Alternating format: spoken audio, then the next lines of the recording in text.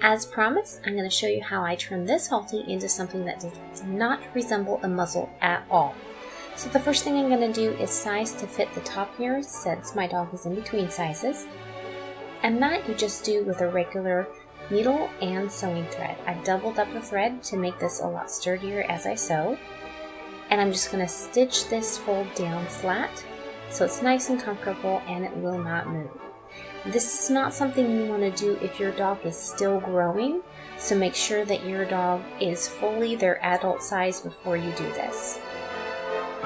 Sewing through this webbing is fairly easy, so the project goes pretty quickly here. And now we're going to add our accessories. I chose these to match your current leash and collar.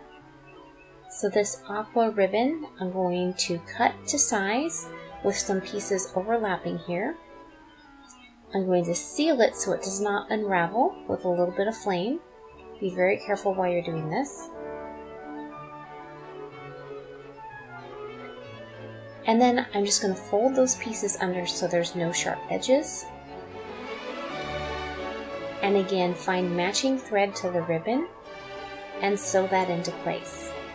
If you like your ribbon to lay flatter without any stitch marks, you can try strategically tacking it down in only certain areas, but on any areas that are going to be moving, you want to definitely tack it down on both sides and make this very sturdy.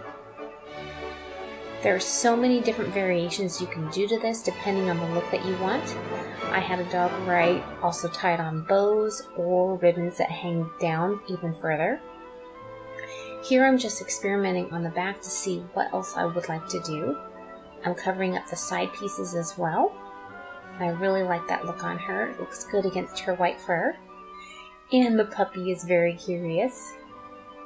I think Avine could care less at this point. She's a little done with the project.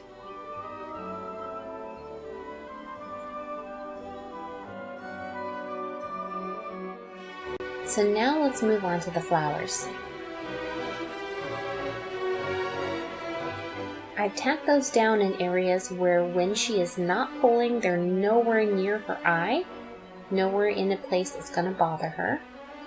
Now, if she would really tug on this, she might get that rosette right in her eye, but hopefully she's not doing that because that is not how to use it properly. And it's nice and soft so that if she does, she'll just notice that, hey, there's something blocking my vision, and that'll be the only problem.